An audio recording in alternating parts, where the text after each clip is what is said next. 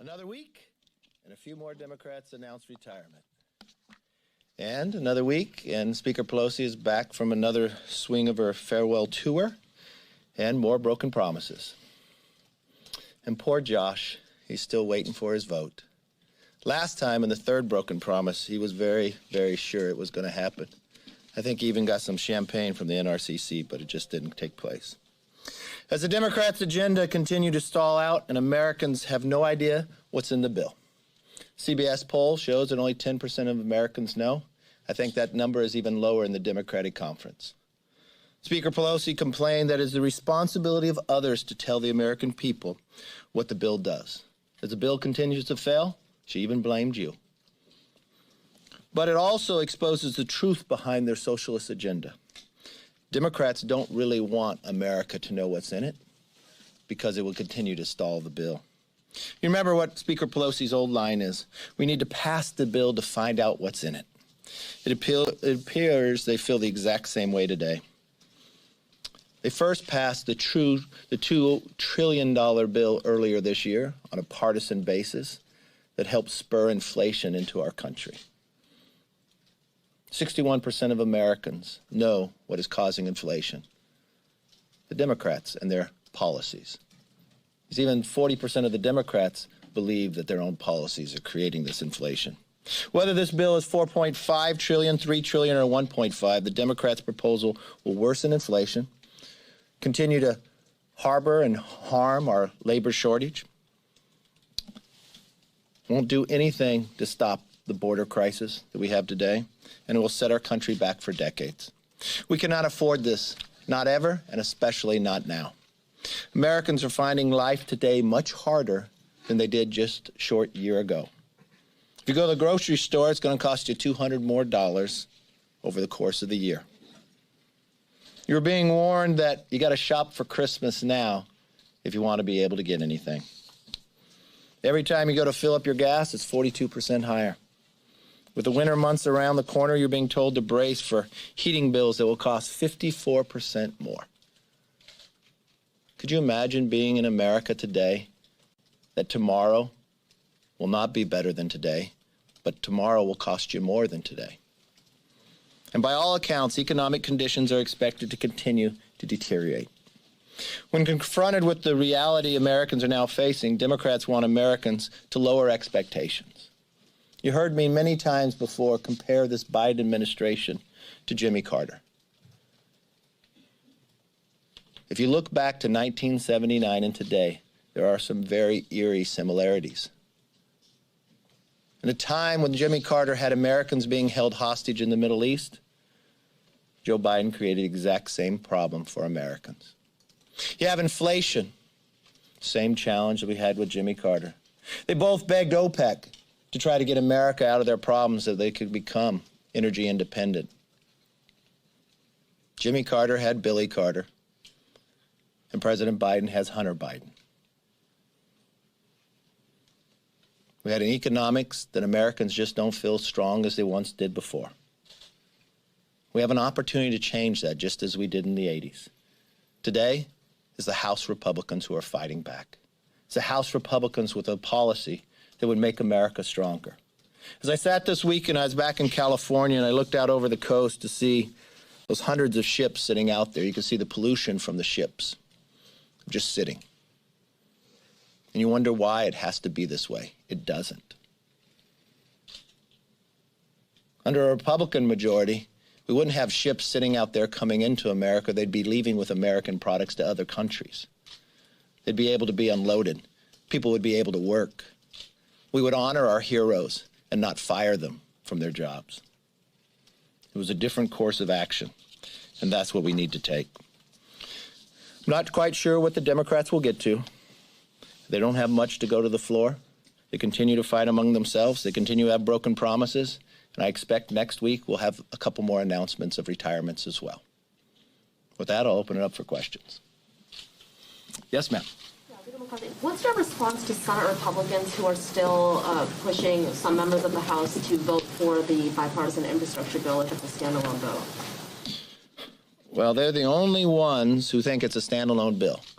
because you heard President Biden come to the floor, come to the Hill with the Democrats and say it's no longer a standalone bill, it's viewed as one bill. You've heard Speaker Pelosi says they won't take it up, but they have to take up both of them. So my conversation with them is the same as it was before. It's not a standalone bill. It's considered as just one, and Republicans are opposed to having the just one. We support infrastructure. We would like to have an infrastructure bill. I know in the Senate they cede the ability to give flexibility to states to use COVID money that they have that they don't need for COVID that used on transportation project. That was cede in the Senate just the other day. I'm not quite sure why they don't do that inside the House. Yes. Speaker Pelosi just said about the reconciliation bill that it will be paid for and that no taxes will be raised. What's I'm your not reaction sure to if that? that's critical race theory thought or what. No one believes that. I don't even see how they say it. I don't see how you let people get away with it. We're sitting with a real challenge here that it's going to cost trillions of dollars. Someone's going to pay for it, but it's a future generation. It's the same reason why when they say that they changed the $600 to target American bank accounts, that somehow it changed when it went to $10,000. Do you know what that truly means? Any American who makes more than $29 a day or spends $29 a day, you are a target.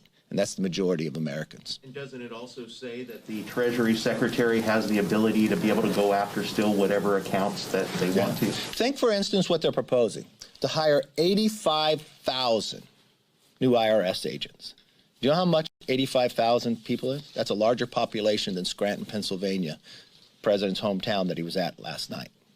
That's what he's proposing in this bill. Yes, ma'am. Are you okay with people defying congressional subpoenas? What are you talking about? Well, obviously the House is holding a vote today to hold Bannon in contempt for refusing to comply with the subpoena, and GOP leaders are urging a no vote on that. No, they're issuing an invalid subpoena. Issuing an invalid subpoena weakens our power, not if somebody votes against it. He has the right to go to the court to see if he has executive privilege or not. I don't know if he does or not, but neither does the committee. So they're weakening the power of Congress itself by issuing invalid subpoena. Yes. To say that? He was a private citizen, during the time. Look, I don't know the answer to that. The courts decide that. So why don't you allow them to go to court to make that decision? When Republican majority. Yes, sir. A group of House Republicans are headed to Glasgow for the climate summit next week. I'm curious, what message would you like those Republicans to deliver to global leaders on climate change? Well, I think climate change is a real challenge for us, and the one thing I firmly believe, everybody has to participate. You've watched what America's been able to do by lowering our CO2. We've done a tremendous job, and we're able to do it by becoming energy independent at the same time. You need all the above, and if you look at what the Republicans have been able to offer, we're going to solve this problem by utilizing technology, not by putting restrictions on people. And you got to hold people accountable. And if you're going to allow China to continue to produce and America not, it's going to put us in a harm's way. I just want to press you on this.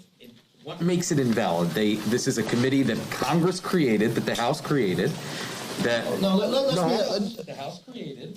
They issued a subpoena by the chairman, which all these things are allowed under the rules. The House created the committee with a vote. So, what makes it invalid in your eyes? Yeah, the first premise that you said. The House did not create something. It was a select committee that for the first time in the history of Congress that the minority was not able to participate in. That was in the... No, it was not able to participate. So you knew from day one my position on this. I did. And if it's not that, it's not viewed as a committee. This is being used. The rules are very clear and the law is clear. The House has a role for legislative body. Tell me what's the legislative body of this? They are using this to target their opponents. And even if you want to come to the basis that one person says they have executive privilege, nobody knows the answer to that, not the committee, nor I, nor even Bannon. The courts can decide that. But this committee is not allowing him to even go to the court to make that decision. That's not the role. What the committee should do, one, allow the minority, like any time in the history, a point on there so they don't utilize it to target people. We watched government today now targeting parents because they want to have a say in their children's education.